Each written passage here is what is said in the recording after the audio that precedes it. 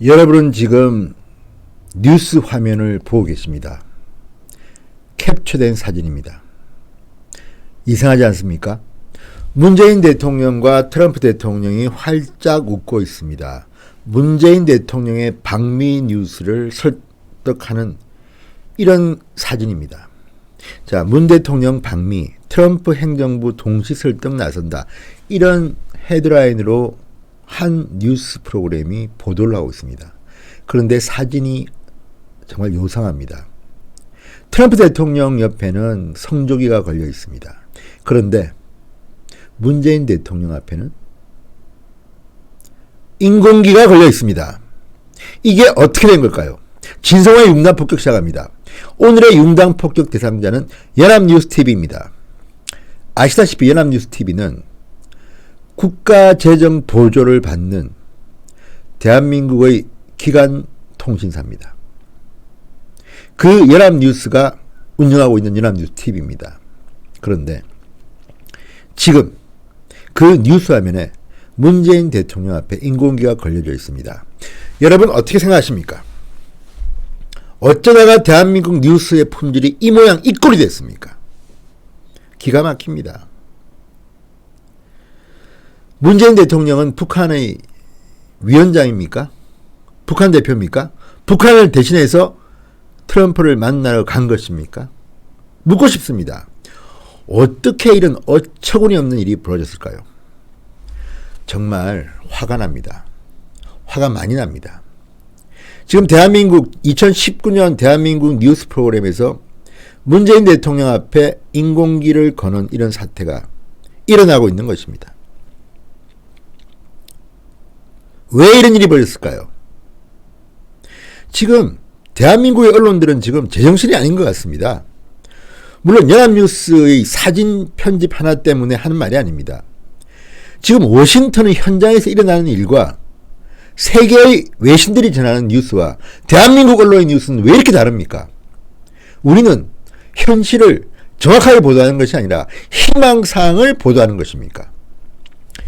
게다가 연합뉴스TV의 이 어이없는 사고도 문제지만 그 해명도 가관입니다. 자, 흔히 앵커 100이라고 부릅니다. 해당 화면은 방송에서 통상 앵커 100이라고 부르는 화면입니다. 보도 내용을 압축해서 시청자들에게 보여주는 그런 것입니다. 그런데 연합뉴스TV는 이 앵커 100에서 문재인 대통령, 트럼프 대통령 사진과 인공기 성조기를 나란히 배치했습니다. 연합뉴스TV의 해명이 이렇습니다. 문재인 대통령의 미북 간 가교 역할을 강조하려던 것이다. 오해의 소지가 있었던 것은 제작진의 실수다. 아니 지금 이거를 말이라고 합니까 지금? 자, 제가 연합뉴스TV가 보낸 공식 사과 내용 전문을 읽어드리겠습니다. 오늘 한미 정상회담 관련 일부 리포터에서 문재인 대통령과 트럼프 미국 대통령이 나란히 서 있는 사진 밑에 인공기와 성조기가 배치된 화면이 방송되었습니다. 이는 문 대통령이 교착 상태에 빠진 북미 관계를 중재하러 방미한다는 의미를 강조하는 과정에서 벌어진 제작진의 실수로 오해를 불러일으킨 점 정중히 사과드립니다. 저희 연합뉴스TV는 유사한 일이 재발하지 않도록 각별히 유념하고 종합대책을 마련해 시행하겠습니다. 이게 공식적인 연합뉴스TV 측의 사과방송 내용 전문입니다.